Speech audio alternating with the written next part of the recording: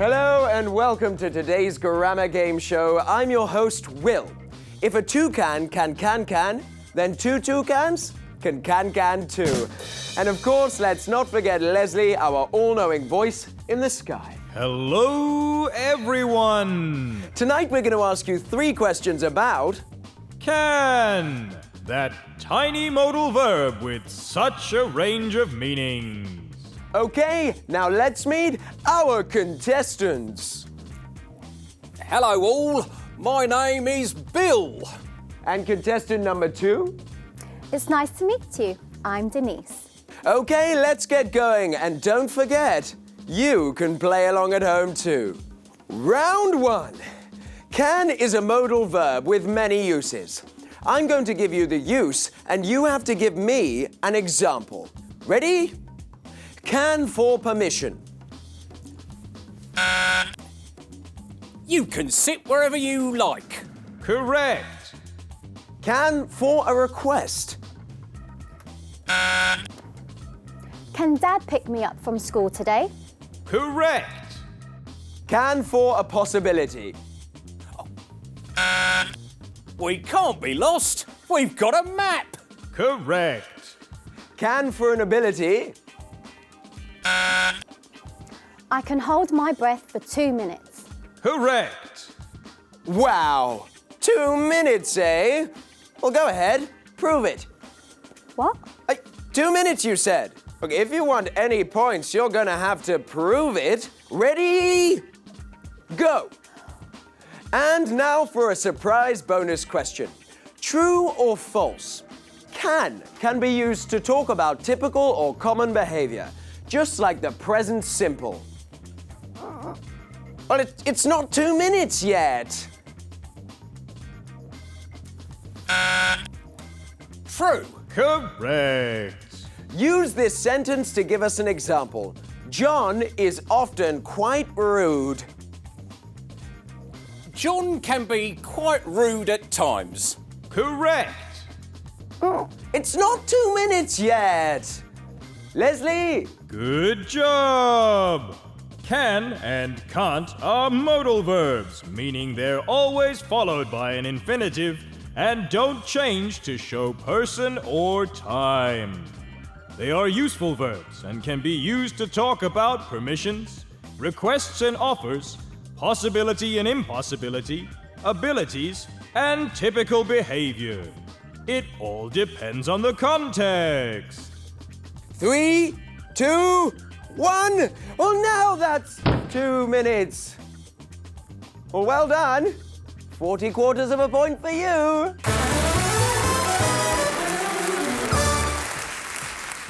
On to round 2. Can is not often used to refer to an action happening at the moment of speaking, but it can be done. Which type of verb, when combined with can, allows us to talk about certain actions happening at the moment of speaking? I need to sit down.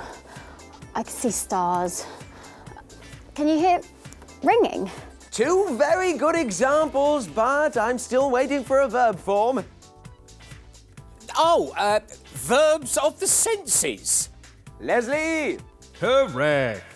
The sense verbs see, hear, smell, taste, and feel are not usually used in the continuous form when referring to perception. When we want to talk about seeing or hearing at the moment of speaking, we use can. For example, I can see my house from here. That's why we put you there, Leslie. Always seeing, never reaching. It keeps you hungry. Well done, Bill. Have 60 points, divided by 60. Let's move on to our 3rd round. And this question is worth 1,000 points. So if you get this one, you'll probably win the game. Which word combines with can to produce a verb phrase which means that a person is unable to control themselves even though they want to? Help. Well, no, I'm afraid that's not allowed. No matter what, I can't help. Not help, can't help. Exactly! Bill? The verb phrase is can't help. Excellent.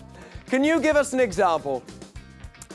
I can't help eating the occasional slice of cake. Ooh, gosh! Well, I haven't had cake since... But that was such a long time ago. Leslie! Well done!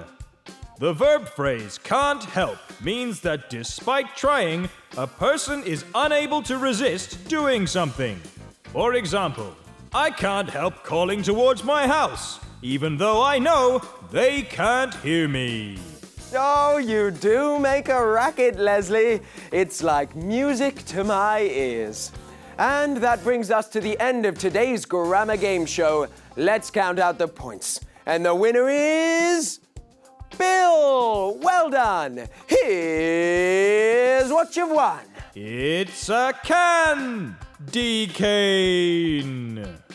We'll see you again next week where you can play for another prize. And Denise, your can-do attitude almost saw you through. Anything to say? Help? Sorry, I can't help. Fire the cannon. It looks like we'll need another contestant. Thanks for joining us. Say goodbye, Leslie. Nasledano, Leslie. See you next time.